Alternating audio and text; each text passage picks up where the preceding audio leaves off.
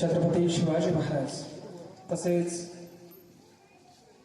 या महाराष्ट्राचे भारतरत्न डॉक्टर बाबासाहेब आंबेडकर व आज लोकशाहीर अण्णाभाऊ साठे यांचा स्मृती दिन त्यांना देखील विनम्र अभिवादन करतो व तसेच आजचा राजमुद्रा प्रतिष्ठान पुरस्कृत हा कार्यक्रम बऱ्याच दिवसाची सुरज भाऊची इच्छा होती की गावात कार्यक्रम घ्यायचा आहे, वेळच योग्य सापडत नव्हती। लोकसभेच्या वेळी माझं या गावामध्ये येणं झालं नाही, त्यामुळे तिथून सुरुवात करतो। तर आता पावसालाही सुरुवात झाली, पाऊस पाहिजे ना सगळ्यांना। आपण शेतकऱ्याचे लेकर आहोत, आपण मातीमध्ये बियाणं टाकले ते उगून आलंय आणि आता त्याला पावसाची गरज आहे। पाऊस नसला तर असे किती कार्यक्रम आणि किती याला काही अर्थ नाहीये, म्हणून पावसासाठी आपण आतुरतेने वाट बघतोय। पाऊस वरुण राजा देखील आपल्या साथीला साक्षीला या ठिकाणी आहे। या गावामधून मी सर्वप्रथम दिलगिरी व्यक्त करतो की आपण जवळपास 300 लोकांनी मला लोकसभेला मतदान रूपी आशीर्वाद दिले। माझं येणं झालं नाही, आपला आभार व्यक्त करणार। तर मायबापो, एक साधारण एका गावचा सरपंच लोकसभेला उभं राहतो आणि आपण भरभरून त्याला आशीर्वाद देतात, ही माझ्यासाठी खूप अभिमानाची गोष्ट आहे। आणि मी प्रत्येक ठिकाणी जात असतो तेव्हा सांगत असतो की मी शेतकऱ्याचं लेकरू आहे आणि मला मतदान देणारे देखील शेतकरी आहे। मला दिलेल्या एका मतदानाचं कर्ज समजून आयुष्याच्या शेवटच्या श्वासापर्यंत ते कर्ज फेडण्याचं काम या ठिकाणी मी करेल, हा शब्द नेहमी मी सांगत असतो। आणि यातून मला भांडण्याची, झगडण्याची, शेतकऱ्यांसाठी लढण्याची ऊर्जा मिळते। आता काल परवा तुम्ही मला बघितलं असेल, बघितलं सगळ्यांनी? माझ्या हातात काय होतं? हातकडी होती, बरोबर?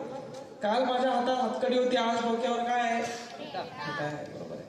म्हणजे समाजासाठी तुम्ही जर काम करणार असाल, शेतकऱ्यांसाठी काम करणार असाल, विद्यार्थ्यांसाठी काम करणार असाल, तर हा समाज जो तिथं पोलीस स्टेशनला माझ्यासाठी येऊ शकला नाही, माझ्या बाजूने उभं राहू शकला नाही, पण इथं मला बोलवून घेतलं आणि माझा सत्कार सन्मान केला, यातच माझा आनंद आहे। आता तिथं मी तुम्हाला बोलवलंही नव्हतं, कारण मला माहिती आहे माझ्याबरोबर तुम्हाला बी आठ टाकतील। आम्ही एकटाच, आता नारायणराव आहे, विकासराव आहे, आमचे ते उभाटा गटाचे संपर्क प्रमुख आहे जाधव साहेब, हे सगळे सरफिरे लोक आहेत। समाजासाठी काहीतरी वेगळं करण्याची यांच्या काळजामध्ये धडधड आहे। यांच्या आई वडिलांनी त्यांना ते संस्कार दिले की बाबा आपण जगतोय तर आपल्या जगण्यामध्ये समाजाचा कुठतरी आपण देणं लागतो, समाजासाठी ते खटाटोप नेहमी करत असतात।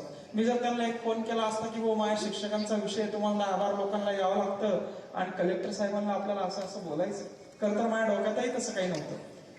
पण माझ्याबरोबर यांना आत टाकलं असतं, उद्या यांचे भाऊबंद, यांचे काका काकू मामा म्हणले असते काय जातं भाऊ ते पोरे येडे, काय म्हणले असते? येडे ते, आणि येडेच इतिहास घडवतात असतो तरी मी वाचलंय।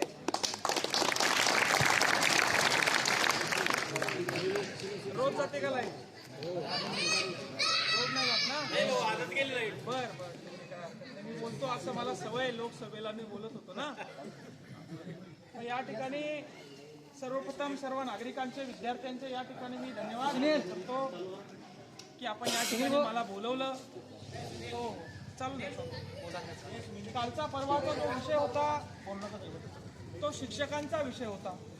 शिक्षक हे लेकरांना शिकवण्यासाठी असतं। मी तर म्हणेन की आपल्या या समाज रचनेमध्ये शिक्षक हे असं पद बनवले आहे जे आपल्या लेकरांचं आयुष्य घडवत असतं। बऱ्याच जणांना प्रश्न असतो, बरेच जण गावातही एक शिक्षक असतील ना, बरेच जण शिक्षकाला टोमणा मारत असतात की यार शिक्षकाला एवढा पगार आहे, शिक्षकाचा तेवढा पगार आहे, शिक्षक शिकवत नाही। आणि म्हणून शिक्षकाचा पगार जास्त आहे त्याचं कारण असं आहे, त्याला इतर गोष्टीमध्ये त्याचं मन जाऊ नये। इतर ठिकाणी ज्या पद्धतीने भ्रष्टाचार होतो, इतर कार्यालयामध्ये ज्या पद्धतीनं आपल्याला भ्रष्टाचार बघायला मिळतो, त्या पद्धतीनं शाळेसारख्या पवित्र ठिकाणी भ्रष्टाचार होऊ नये आणि आपल्या लेकरांच्या शिक्षणामध्ये भ्रष्टाचार होऊ नये, आपल्या लेकरांचं जडणघडण होत असताना त्यांच्या बुद्धीमध्ये भ्रष्टाचार होऊ नये, म्हणून शिक्षकांना कुठलाही ताण नाही, त्यांना भरभरून जसा पगार आहे। आता काय झालं, सरकारने कामाला लावून दिलं, ते बिचारे शाळेत काय शिक्षकाचं मनावर सगळं डिपेंड आहे। मेंदू चांगला असेल, मन मोकळं असेल तर ते लेकराला 4 उदाहरणं शिल्लक शिकवतं ना, नाहीतर मग आहे तसा पाठ वाचून देतं सोडून देतं.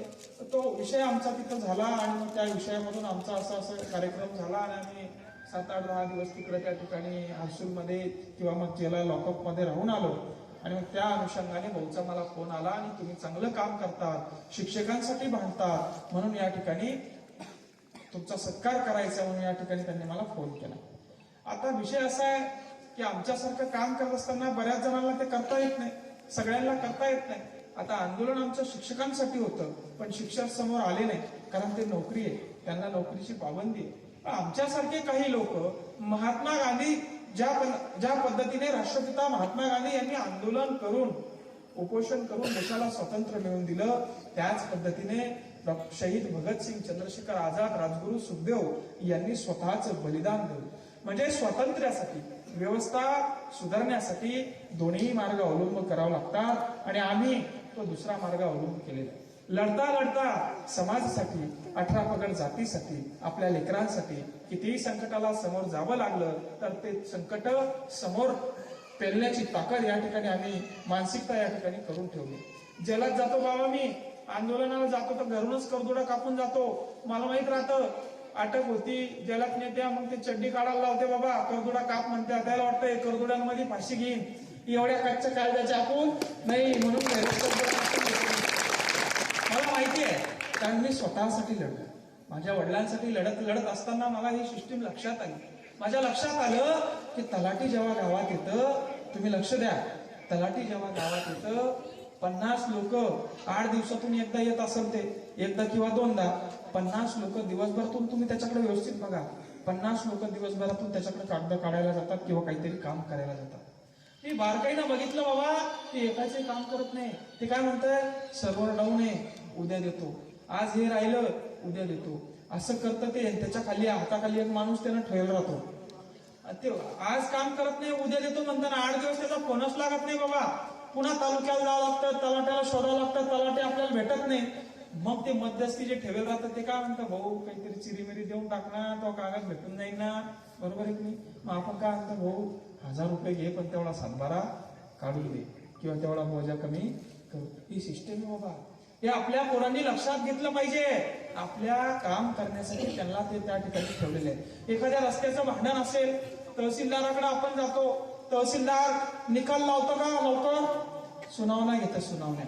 आणि सुनावण्या घेताना मी ते काय करतो बाबा माहितीये का, ज्याचा आमदाराचा फोन जाईल, जिल्हा परिषदेचा फोन जाईल, एखाद्या राजकीय पुढाऱ्याचा फोन जाईल, त्याच्याकडून निकाल लावून देते ते. कारण त्याला त्याच्याशी उद्या काम आहे, त्याचं प्रमोशन आहे, त्याला त्या भागात काम करायचंय, त्याच्याकडून निकाल लावून देतं. ज्याच्याकडून निकाल लागत नाही त्याला काय म्हणतं, तू कोर्टात जाय. काय म्हणते ते, तू कोर्टात जाय म्हणतात. असे हे सिस्टम भांडणं लावून देतं. या ठिकाणी अतिशय प्रामाणिकपणे, अतिशय संविधानाने सांगितल्याप्रमाणे जर कामं झाली बाबा, तर कुठलाही 1 रुपया देण्याचं आपल्याला काम नाही, कुठलाही 1 रुपया सिस्टीमचा आपल्याला खर्च करण्याचं काम नाही. आज शासनाने एक पद काढलं होतं मध्ये शाळेमध्ये 10,000 रुपयाचं, शिक्षकांना सहकार्य म्हणून एक पद काढलं होतं ना, तुमच्याकडे काढलं होतं का शाळेमध्ये? ते लाडका भाऊ आणला होता त्यांनी सहशिक्षक म्हणून, त्याला 2-3च महिने ठेवलं बाबा. आता हे काम त्याला द्यायला पाहिजे होतं अशी आमची मागणी होती. माझ्या गावातले 4-4 शिक्षक कामाला लावून दिले आणि मग शिक्षकांचा बोजवारा डोक्याचा वाढायला लागला, टेन्शन वाढायला लागलं, म्हणून लेकरांच्या शिक्षणावर परिणाम व्हायला लागला. म्हणून या ठिकाणी